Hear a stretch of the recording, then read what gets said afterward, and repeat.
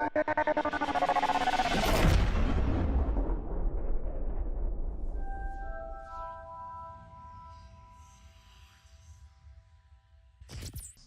so just to clarify, 100% of test means you're going to create like a 2-minute commercial, kind of like that guy with the seal thing in the boat, right? and stuff like that.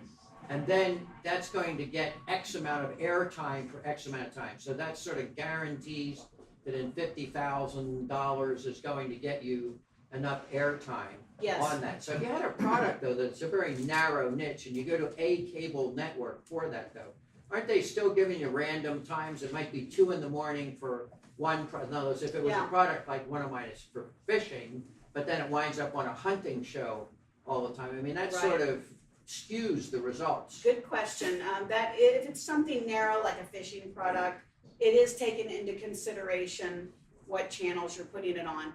But if you look at the data, which this is where it gets out of my area of expertise. I'm not a data person, I'm a people person, but all the guys on my team that are data people, they just love these numbers. These sheets come back with literally the 8-point type and just filled with numbers. And the data over a period of years says that it doesn't matter in our category when it airs, the math formula is still the math formula. So it was something like that, it would matter a little bit. It would, if it's a fishing product, you don't want to put it on Lifetime, channel. There's certain places that would be obviously, that's probably not going to be a fit. But on general, people that fish watch other channels other than just the fishing channel too. So inventors, if a product fails, this is where the hard part is. If a product fails, the inventor always says, you ran it at the wrong time or the creative was bad.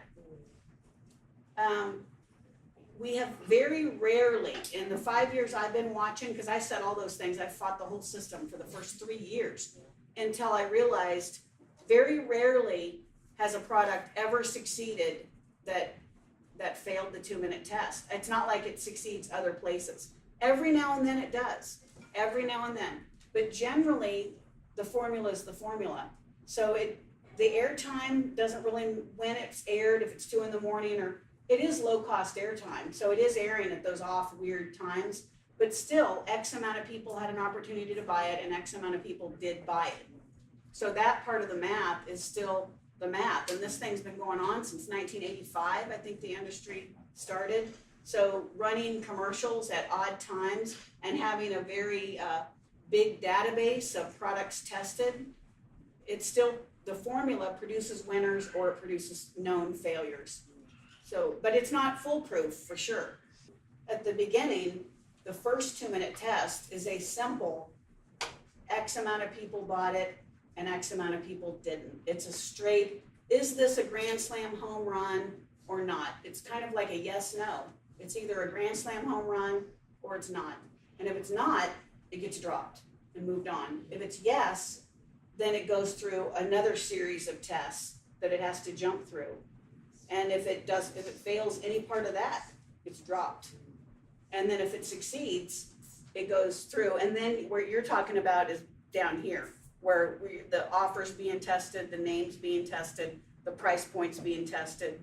But you already know you have a winner now.